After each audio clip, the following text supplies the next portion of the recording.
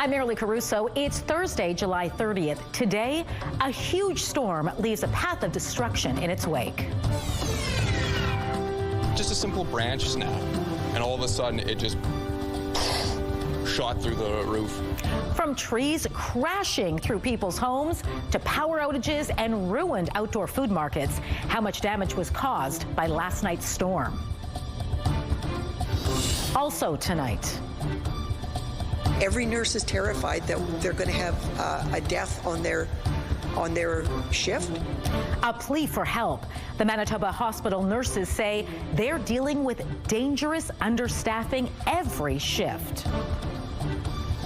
Plus, there seems to be a lack of information. back on the agenda, why a Winnipeg developer is asking a city committee to re-examine a controversial development next to Granite Curling Club.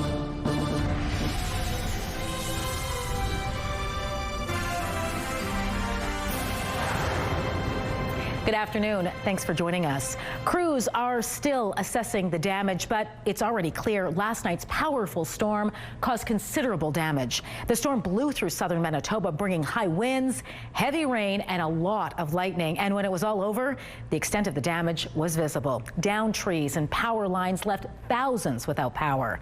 Standing by with the latest is CTV's Taylor Brock. So Taylor, how many people were left in the dark thanks to this storm? Tens of thousands, Marilee. Manitoba Hydro says roughly 28,000 customers were affected by the more than 500 outages across the province. The majority of those were in the Winnipeg area. Storm damage wasn't just limited to power problems. Now on your screen right now is the aftermath of a tree crashing through a Charleswood home. The homeowners just moved in about 6 months ago. They told our reporters today when they heard the sound of the wind, they decided they'd better move things out of their family room. It hadn't fallen yet. It was coming up. We weren't sure if it was going to fall or not. I mean, like, the thing's massive. Like, we don't know. So we got everything out safe, and then as soon as we did, that tree came right through our living room. All of a sudden, you could just hear a quick, like, it was like just a simple branch snap, and all of a sudden, it just shot through the roof. Charleswood was far from the only area with considerable damage. Now, I've been seeing trees uprooted, massive branches strewn across roads and lawns, and even an outdoor structure blown to pieces. And that was just in the River Heights and Osborne areas. Plus, over near the South Perimeter in Maple Grove Park, a speaker tower and announcer's booth have rolled over and into a fence. Yikes. All right, Taylor, was all this damage caused by a tornado? Well, frankly, Marilee, we don't know yet. CTV's Joseph Bernacki is speaking with Environment Canada about the storm. He's going to have more details on the storm and the damage it caused coming up at 6. All right, looking forward to that. Thanks, Taylor. A tragic update now to an attack downtown we first told you about last night. Police say the woman who was stabbed in the entranceway of Portage Place Mall has died. It happened just before 3 o'clock in the afternoon Tuesday. Police say the victim was 58-year-old Helen Annie Spence, who was a member of Grand Rapids First Nation but had been living in Winnipeg. A 23-year-old woman was arrested early Wednesday morning and remains in custody, charged with second-degree murder. Nurses working in the emergency department at Bethesda Regional Health Centre are demanding action tonight to address patient safety. The Manitoba Nurses Union says currently there is only one triage nurse working at a time in the Regional Health Centre, meaning nurses can sometimes be responsible for as many as 30 patients at a time. And according to the union, it's creating conditions where some patients are waiting more than an hour to be triaged and more than 8 hours to be reassessed. It wants the province to add a second full-time triage nurse to the ward. Every nurse is terrified that they're going to have a death on their shift that shouldn't have happened. So these nurses have been asking for help for a very long time and have now put it in writing to the Premier and the Minister of Health and to the senior management at Southern Health. CTV News reached out to Health Minister Yusoma Asagara's office. We have not yet received their response. A longtime downtown business is closing its doors. Signs posted at the Giant Tiger at Donald and Ellis say it's closing November 7th. Now, this isn't the first location the discount retailer has shuttered in Winnipeg in recent years. It closed a location on Main Street and another on McPhillips back in 2024. At that time, officials told CTV while theft and violence were affecting its Winnipeg stores, it wasn't a factor in its decision to close. We reached out to Giant Tiger to ask why it decided to close this latest location. We are still waiting for a reply. A controversial development adjacent to Granite Curling Club can go ahead as planned after variance appeals were rejected today. The appeal hearing was launched by well-known local developer John Winthrop. There seems to be a lack of information, even when it's mandatory for all my clients to be submitting applications. I have not seen it here today. I've asked to see it. It has not been provided. In the absence of information, doesn't automatically make compliance with the charter. You're going to have one set of rules, apply them equally. As you just heard, Winthrop accuses the city of applying its own rules unequally. Several individuals spoke against the appeal, including the project's architect, who shared these artist renditions. The variance allows the proposed building to reach 126 feet instead of the typical 100 feet and provides for slightly narrower parking stalls. Executives with the curling club also spoke in support of the appeal, saying they had not been properly consulted. Ultimately, though, the appeal was rejected. Councillor Vivian Santos explains why she's behind the project as presented. The city of Winnipeg wants a new community garden to spring up on the old exhibition grounds. The city has put out a request for proposals to transform the location into a space where fruits and vegetables can be grown. It will be located near the intersection of Sinclair Street and Dufferin Avenue. Now, whoever gets the contract will have to protect existing infrastructure such as play equipment, trees, and light poles. At the same time, they will supply and install planter boxes, new water service connections, and a new fountain. The city plans to spend $675,000 on the project and wants it completed by July of next year.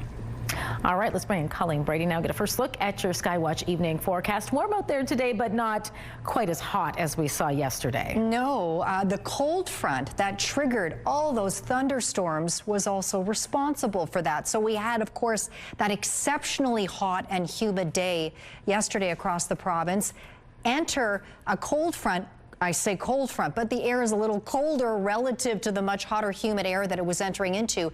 And just like a knife, it sliced through it and triggered those thunderstorms. In behind today, you'll notice it was still very warm and it was still pretty humid, just not as much. Now, where did that cold front go? Well, it's headed east and it's tripping off thunderstorms now in northwestern Ontario. We had a thunderstorm that moved through Kenora. We're seeing that action now moving into Dryden, a thunderstorm in that community and in that vicinity. Those areas under a severe thunderstorm watch and also still under a yellow heat warning. So with that cold front having passed through Manitoba, the heat warning has ended now for Winnipeg and for all of Manitoba for now. But the heat and the humidity, well, the heat hasn't gone away. It's just not quite as hot. But the increasing temperatures and the increasing humidity will return this August long weekend. I'll have those details coming up. But for now, let's take a look through the CTV Live Eye. It is brought to you by Bath Fitter, your bath and shower experts for more than 40 years. In Winnipeg right now, it is 29 degrees. It feels like 34, and that's actually a bit of a relief compared to yesterday. Winds out of the north-northwest at 20 kilometers an hour. The pressure is dropping, and the humidity is 45%. Out on the roads on this Thursday afternoon, busy in Osborne Village, peak of the rush, but no stalls or crashes to let you know about right now. We want to make this right for you. We're going to give you a refund. An offer that was too good to be true. Why people with bad intentions are targeting bad reviews placed online.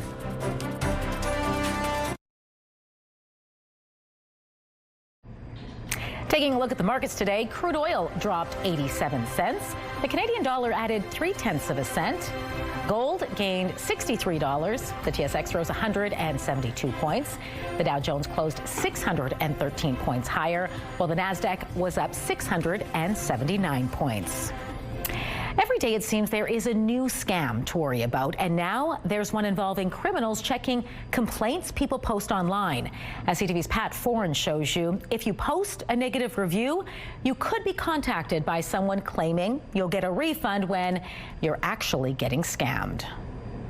I was not happy. I was really upset. Tracy Healy of Toronto was visiting British Columbia in March and had a great trip. But when she was to fly home in April, she missed her first flight. She did make it to Vancouver Airport for her connecting flight, but was not allowed to board. So I'm sitting at the airport and I'm panicking because I need to get back home to Toronto, and I have work the next day. Healy decided to vent her frustration by contacting WestJet through social media. I log on to Facebook, and then I found the WestJet customer service Facebook group. She says almost immediately she got messages from people claiming to be WestJet employees who wanted to help. We want to make this right for you. We're going to give you a refund, and we're going to pay for your flight home. Healy says she was asked for her credit card and banking information so they could give her a $3,000 refund. But instead, the money was taken out of her account. I got scammed $3,000 from somebody claiming to be a WestJet customer service rep in Kenya. When CTV News reached out to WestJet, a spokesperson said WestJet will never request payment or sensitive personal information through unofficial channels such as unsolicited WhatsApp messages, calls, or non-verified social media accounts. Criminals will monitor the comment section of so many recognizable brands. Cybersecurity experts say you should avoid posting comments online and not interact with companies through social media platforms. Only deal with them through regular channels. Reach out to us through our published phone number and we will help you. Nothing else should be trusted. Healy says she should have noticed some red flags, but says she was frazzled and frustrated being stuck in an airport. I can't believe I fell for this. He caught me at a moment when I was primed for the picking. Pat Foran, CTV News. A pack of cyclists are getting ready to hit the pavement, and they'll be pedaling up a storm for a very important cause. The Cycle of Hope is so much more than just a fundraiser. Habitat for Humanity's Cycle of Hope began back in 1994. It's an important fundraiser for Habitat's ongoing efforts to build safe and affordable homes for local families. This year, the goal is to raise $150,000, a big number for a big route participating cyclists will take. They're going to follow an 840-kilometer path, which will wind through communities such as Steinbach, Morris, Brandon, and LaSalle. Safe, affordable housing is so important for children, and it's just such a meaningful cause to help a low-income family achieve the dream of home ownership. The 7-day ride gets underway August 3rd to the 9th. For more details, you can head over to habitat.mb.ca. Community Connection is brought to you by Mr. Reuter Plumbing. Born to be a hero, trained to be a plumber.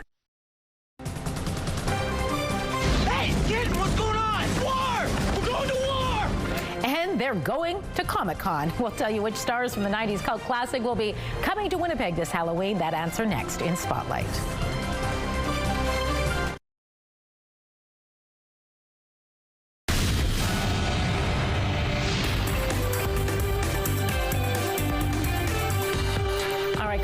Back now for Spotlight, and this Halloween Winnipeg Comic-Con has a real treat for fans of a cult science fiction classic. Do they ever? They're bringing in 4 stars from the movie Starship Troopers. Hey, kid, what's going on? War! We're going to war! Casper Van Dien, Dina Meyer, Michael Ironside, and Jake Busey will all be coming to Winnipeg for this year's Comic-Con. The 4 all starred in the 1997 movie, which was directed by Paul Verhoeven, who also directed, of course, RoboCop. In the nearly 30 years since it came out, Starship Troopers has won over a huge number of fans who now view it as a brilliant satire on fascism. The cast members will be signing autographs and taking pictures on Saturday, October 31st and on Sunday, November 1st. All right, now to news about Jared Leto, who is responding to allegations he sexually assaulted 4 women. The actor and musician denies he assaulted anyone. 4 women accused Jared Leto of sexual misconduct when they were teenagers in a new BBC documentary. Leto has released a statement where he writes he has, quote, never sexually assaulted anyone. Leto, the 54-year-old Oscar winner and frontman of the band 30 Seconds to Mars, goes on to say the claims are absolutely and categorically false. A Canadian film financier is facing some pretty serious charges of his own. Yeah, Jason Cloth is behind movies like Joker and Ghostbusters Afterlife, but now he's been arrested and is facing fraud charges. Prosecutors are accusing Cloth of running a $100 million Ponzi scheme. He's being accused on getting money from investors for films and video games, but instead using it for other projects. Cloth is charged with 7 counts of wire fraud, each carrying up to 20 years in prison. Ted Lasso Season 4 starts streaming next week. And today we're getting a first look with this new trailer. Oi, welcome back. It's good to see you. You too. The new season picks up with Ted facing a new challenge, coaching a 2nd Division women's soccer team. The 10-episode season premieres on August 5th with episodes dropping weekly. All right, if you've ever wanted to walk a day in M&M shoes, it looks like you're getting your chance finally. Well, you're in luck. About 100 pairs of sneakers that belong to M&M are hitting the auction block next month. The shoes are also signed by the rapper. There are Air Jordans, Air Max, Pumas, and Adidas up for grabs, mostly size 10s. The listing went up this week, and the auction will be held on August 25th. All of the money made will go toward the Marshall Mathers Foundation, which is an organization dedicated to providing assistance to disadvantaged and at-risk youth. Good cause and some pretty cool shoes. Absolutely. All right, thanks, Colleen. You're welcome. Your primetime lineup kicks off with The Big Bang Theory at 7. Children Ruin Everything follows at 8, and catch Traders Canada at 9. It's all right here tonight on CTV. A live look at Portage Avenue west of Polo Park. East and westbound busy but moving well there. One traffic note, northbound Disraeli at Lilly. There's been a collision in a northbound curb lane. Stick to your left to pass. Hot and humid out there. Just not as much as yesterday, but it's going to heat up again. I'll show you when coming up.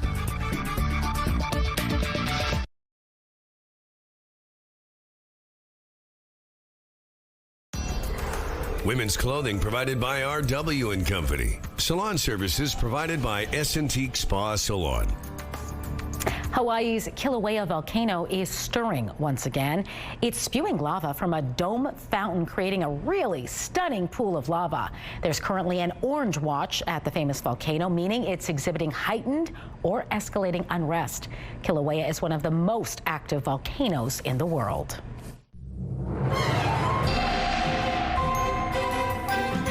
CTV Skywatch weather brought to you by South Beach Casino and Resort. Visit southbeachcasino.ca. All right, Colleen Brady back now with your very sunny and hot forecast. Pretty warm out there today. Yeah, but funny, it's just noticeably not quite as searingly hot as yesterday, nor as humid, thanks to that cold front. Well, it flushed out the humidity, or at least some of it. But boy, oh boy, did it trigger off those thunderstorms. And as damaging as it was in Winnipeg, other parts of the province were affected as well. As of 5 o'clock, Manitoba Hydro reporting that 18,000 Manitobans are still without power. Those crews working hard to get power back online for those folks. Now, as for those storms, there was winds associated that took down trees. Of course, certainly here in Winnipeg and in other areas, we had winds out of the airport up around 91 kilometers an hour, at least the wind gusts at 11 o'clock last night. An agricultural station out near Brandon recorded wind speeds as high as 133 kilometers an hour, and a lot of areas in between also affected by those storms. That cold front was just sort of lingering over southeastern Manitoba this afternoon. It's now moved off into northwestern Ontario, and guess what? That's where the thunderstorms are firing off now. One move through Kenora, you can see right along the international border, just approaching Fort Frances. Dryden right now, there is a severe thunderstorm occurring there, and so that's where you see where that it's a bolded yellow relative to this not quite as bold yellow. Now this area around Sioux Lookout under severe thunderstorm watch, but where it's a bolder yellow like Dryden, that is where a severe thunderstorm is occurring in those neighboring regions as well. In addition to that, all of northwestern Ontario still under that heat warning. We'll see how long that lasts once that cold front goes through there. Now, unusually yesterday, we had a tornado-warned storm that went through northern Manitoba, not too far from Thompson. No reports of an actual tornado. But again, tonight we have a funnel cloud advisory for parts of northern Manitoba, including places like Churchill and Gillam. Now, these funnel clouds, if they do develop, are normally not an issue if they stay as funnel clouds high up in the sky. But of course, I can't speak today. Of course, funnel clouds, if they touch the ground, they become tornadoes. But hopefully we do not see that come to pass. In the meantime, there are some showers that go along with it. And then we clear out. So if you're heading out to the Bomber game tonight, it'll be a great night. It'll be warm. Winds out of the northwest at 20. They won't diminish until after the game, but it will be a warm night out there. Could get a little hazy. Into Friday morning we go. Lots of sunshine across much of the province, east into northwestern Ontario as well. Sunny, warm. We'll get a bit of a break from the humidity again tomorrow, but as we get into the August long weekend, that humidity is going to climb along with the temperatures. Overnight we go Friday night into Saturday to kick off the long weekend. Pretty clear all across our forecast region, across Manitoba and into northwestern Ontario. Sunny start to the weekend on Saturday. For tonight, we drop down to 16 degrees here in the city. Along the way, a few clouds. Winds out of the northwest at 20 kilometers an hour till late this evening before they diminish. Light winds overnight. Northwest winds developing again tomorrow. Sunny, 28 degrees out there. Then we get into the long weekend. Sunshine Saturday and Sunday. Sun up to 29 degrees on Saturday, 32 on Sunday. Again, those very warm overnight lows. Saturday and Sunday night, 20 degrees. Then you might appreciate Terry Fox Day on Monday, perhaps a little bit more civilized. Those temperatures, 24 degrees under a mix of sun and cloud. 23 on Tuesday, that'll seem cool all of a sudden. Sunshine up to 26 on Wednesday. It'll be Wednesday by that point, under a mix of sun and cloud. Here's a look at some of the damage. This is out in St. James, that tree against the house there in Winnipeg. That photo is from Neil. And this next photo shows the lightning. Now, this was taken from Jack's perspective on the 18th floor of his building in Osborne Village here in Winnipeg. Send us your weather photos to winnipegweather@ctv.ca. Skywatch Weather Pick of the Day brought to you by Provivo, Winnipeg's first and only longevity medicine clinic. Redefining health, performance, and aesthetics. Provivo.com. Airport security officials find contraband all the time. Sometimes they see small items people simply forget to leave at home, but occasionally they find bigger things, like these cannonballs that were found in a suitcase at Alabama's Gulf Shores International Airport. TSA says there were 5 small cannonballs wrapped in paper towels. The largest was about the size of a grapefruit. Police say the cannonballs were stolen from a museum in nearby Fort Morgan and were taken by a youth. The historical items were returned, and the facility's director chose not to press charges. I don't know how they thought they were getting through security with those. But historical, like 1800s historical. Yeah, those aren't your modern day cannonballs. No. Those wouldn't fit in a carry-on. No, likely not. Likely not. All right, that does it for us this hour. Don't go farther. We're back at 6 with much more local news. Hope to see you then.